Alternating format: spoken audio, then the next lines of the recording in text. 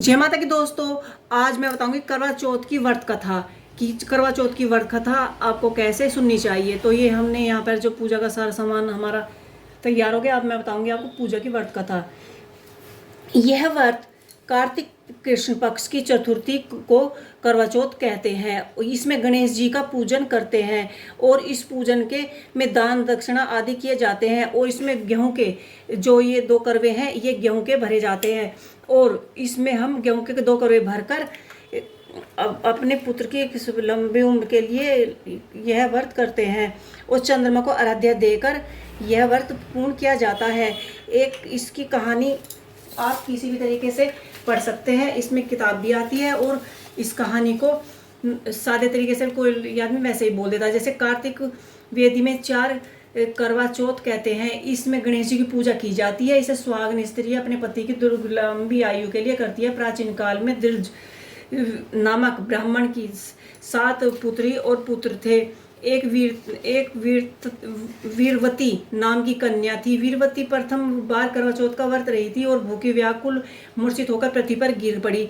तभी उसके 7 भाइयों ने सोचा कि वे रोने लगे और सोचा कि क्यों ना हम अपनी बहन का एक वृक्ष पर चढ़कर इन्हें छलनी से दिया दिखाकर क्यों ना अपनी बहन का व्रत खुलवा दे और चंद्रमा को आराध्य दिलवा दे, क्योंकि वे अपनी बहन से बहुत प्यार करते थे। तो एक भाई ने पेड़ पर चढ़कर उन्हें थाली में चांद दिखाकर बोला। दूसरा भाई बोला कि बहन देखो चांद निकल आया है। तीसरे ने कहा तुम्हें ससुराल बुलाया है और उसके पति उसने उस चांद को देखकर अर्घ दे दिया। तभी उसका बुलावा आ गया कि तेरे ससुराल से तेरा बुलावा आया है। देखा तो वहाँ पर पति मूर्छित पड़ा था। सहयोग से वह इंद्राणी आई और वीरवती से उन्हें देखा। लगते हुए कहा कि बोलो हे माँ, किस प्रकार आराध्य में फल मुझे मिला है, किसकी प्रार्थना करूँ, किसके यहाँ मैं जाऊँ, उसकी मेरे पति को जिंदा कर दो, प्लीज़ प्लीज़ मेरे पति को जिंदा कर दो। और मैं आपसे विनती करती हूँ कि मैं आपका व्रत पूरी श्रद्धा और भावना के साथ करूँगी।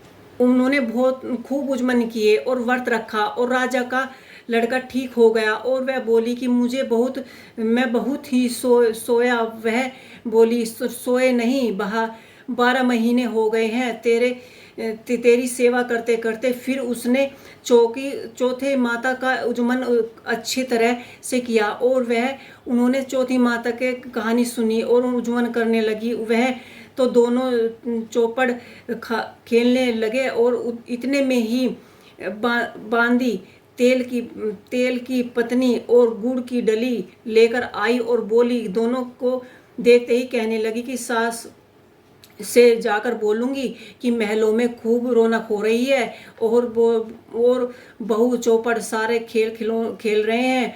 और इतना सुनते ही सासू देखने के लिए तब आई और उन्होंने सारे हालात देखे और सास के आते उन्होंने सास के पैर दबाए और बहू सच सच बता ये कैसे हुआ और तूने ये सब कैसे किया, कैसे तुमने अपने पति के प्राण वापस पाए, तो सुरक्षा के लिए तुमने क्या क्या किया। करवा चौथ का व्रत रखने पर पहली करवे को आपने पोहर में जाकर उज्जवल करे। हे माता करवा चौथ माता, जैसे आप राजा के लड़के पर प्रसन्न हुई ऐसे सभी पर प्रसन्न होना और सभी के स्वागत की अपनी कृपा दृष्टि बनाए रखना। तो सभी माता और बहनें जो भी सच्चे मन से माता करवा चौथ की पूजा करती हैं और गणेश जी की पूजा करती हैं, उनकी सभी विपत्तियां उनके स्वागत की हमेशा ही वे रक्षा करती है। तो बोलो माता की जय, बोलो गणपति महाराज की जय। धन्यवाद।